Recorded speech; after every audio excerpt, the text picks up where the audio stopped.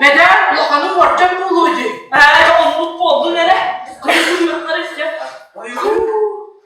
Batamam tamam hadi koyayım.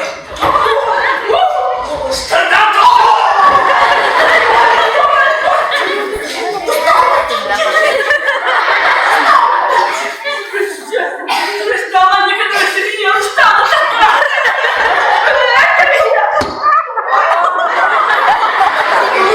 Hayır canım o kaçırdı. Neden Allah gitti? Bir dakika. Hakkı gitti. Hakkını rahmette. Ömer. Oğul nereye geldin? Canım. Bunu söylüyorsun.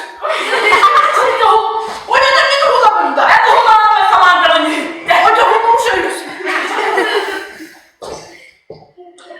O civarı şey.